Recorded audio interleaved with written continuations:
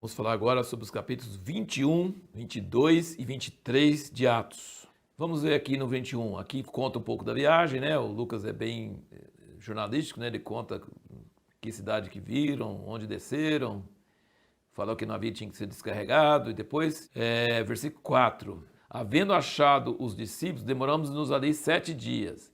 E eles, pelo Espírito, diziam a Paulo que não subisse a Jerusalém. Presta bem atenção nisso aí, porque a pergunta que nós fizemos no último vídeo é: o cristão tem que sempre obedecer profecias? E aqui, pelo Espírito, eles diziam a Paulo que não subisse a Jerusalém. Versículo 8. Partindo no dia seguinte, fomos a Cesareia, entrando em casa de Filipe o evangelista, lembra dele? Que era um dos 7 diáconos lá, que já falou. Ficamos com ele, tinha 4 filhas virgens que profetizavam.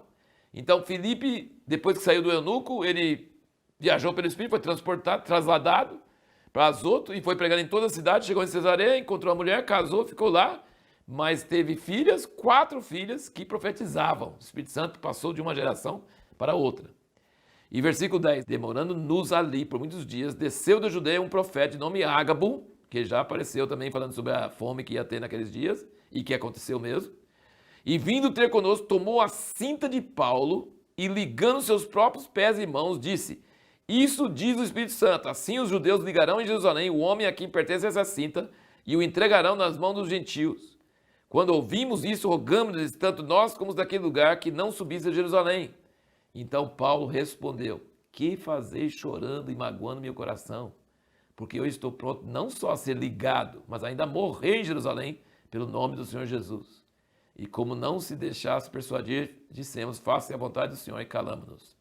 Aí uma grande discussão entre os teólogos. Paulo deveria ter ouvido o Espírito Santo. Paulo não deveria ter ido.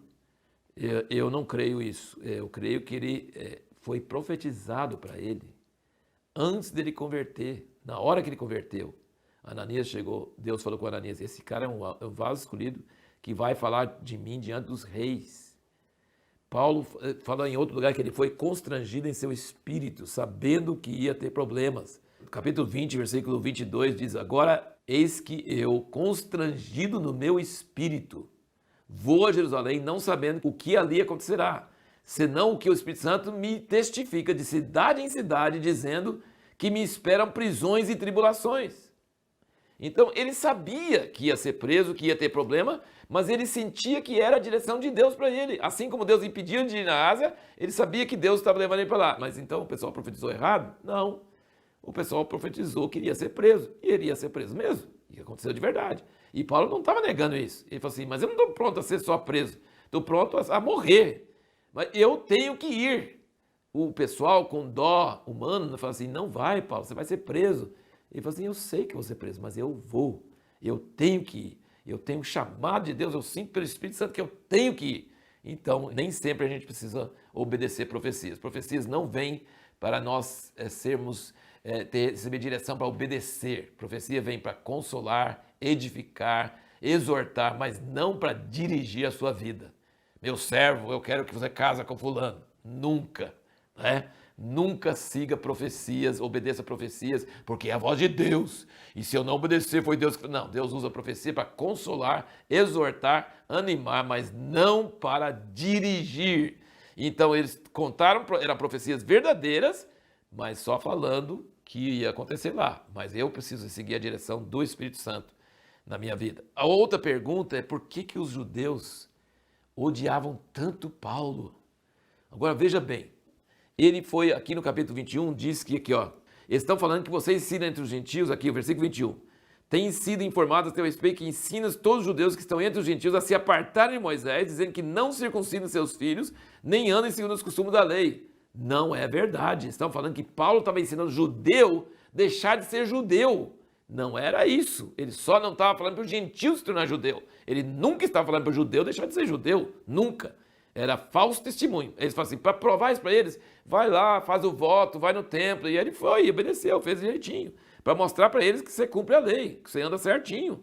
Mas o versículo 27 do 21, mas quando os 7 dias estavam quase a terminar, os 7 dias do voto, os judeus da Ásia, tendo visto no templo, alvoroçaram todo o povo, agarraram-no, clamando: varões israelitas, acudi! Este é o homem que por toda parte ensina a todos contra o povo, contra a lei, contra esse lugar. E ainda além disso, introduziu gregos no templo e têm profanado esse santo lugar, porque tinham visto com ele na cidade a Trófimo de Éfeso e pensavam que Paulo introduziu no templo, tá vendo?